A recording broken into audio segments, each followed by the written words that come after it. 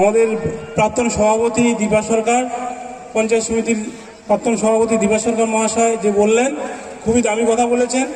তো এই সভায় আপনারা যে আছেন সবাইকে আমার নমস্কার, প্রণাম জানাই।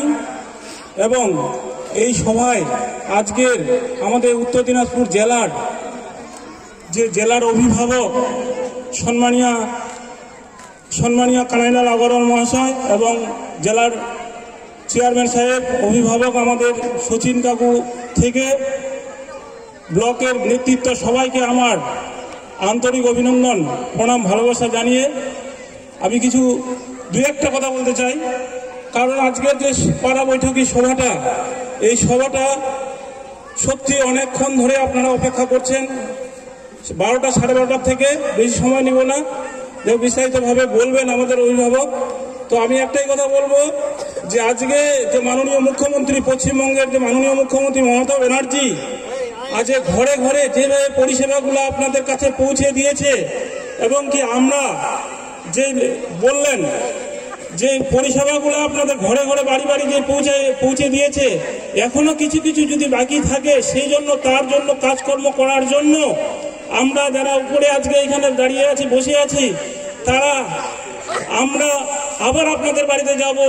কার কি অসুবিধা, কার কি সুবিধা, কি কিসের জন্য পাননি, কি কি সুবিধার জন্য পাননি, কি কোথায় কি ভুল ত্রুটি আছে, তার জন্য আমরা আবার আপনাদের বাড়ি বাড়ি যাব মাননীয় মুখ্যমন্ত্রী মমতা ব্যানার্জির নির্দেশে, যাতে পশ্চিমবঙ্গের যত সমস্ত আজকে ঘরের লক্ষ্মীরা যেন সুস্থভাবে দিন যাপন করতে পারে, তার জন্য আমাদের কর্মকাণ্ড চালিয়ে যেতে হবে এবং বাড়ি বাড়ি আমরা যাব।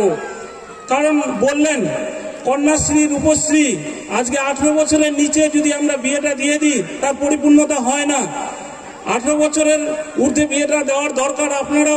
আপনাদের কাছে বিশেষভাবে অনুরোধ করব, গ্রামগঞ্জে এইসব ঘটনাগুলো খুব ঘটতেছে। 15 বছর 16 বছরের মেয়েদেরকে বিয়ে দেওয়ার জন্য আমাদের কাছেও আপনারা আসছেন, অনুরোধ করতেছেন যে আজকে বিয়ের তারিখটা ঠিক হয়ে গেছে। এটা করবেন না, বারবার অনুরোধ করতেছি।